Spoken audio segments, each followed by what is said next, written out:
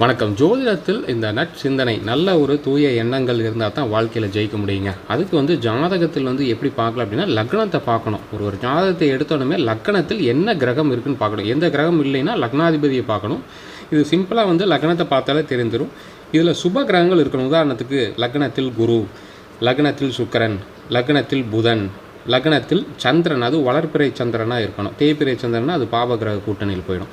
இப்படி இருக்கும் ஜாதகங்கள். அதே மாதிரி 7ஆம் இடம் அதுக்கு அப்படியே ஆப்போசிட்டில் பார்த்திங்கனாலும் இந்த பாவகிரகங்கள் இருக்கக்கூடாது. சனி, செவ்வாய், ராகு, கேது, சூரியன், சந்திரன், தேய்பிறை சந்திரன் இருக்கக்கூடாது. இப்படி அப்போ இந்த 4 கிரகங்கள் தான் சுப கிரகங்கள். இங்கே சந்திரன் வளர்ப்பிறை. இது இருந்தாவே வாழ்க்கை நல்லா இருக்கும். நல்ல சிந்தனை, வேறு சிந்தனை.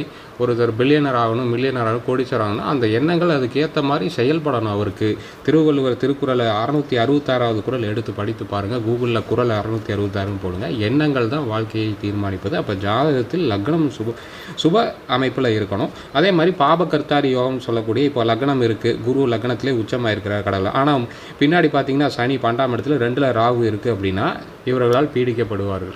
அப்போ அது சரியில்லாத அமைப்பு. சிந்தனைகள் ஓடாது. 1008 சிந்தனைகள் ஓடும். நம்ம சேனல் சப்ஸ்கிரைப் பண்ணி பாருங்கள். ஃபேஸ்புக், இன்ஸ்டா ஃபாலோ பண்ணுங்கள். நன்றி.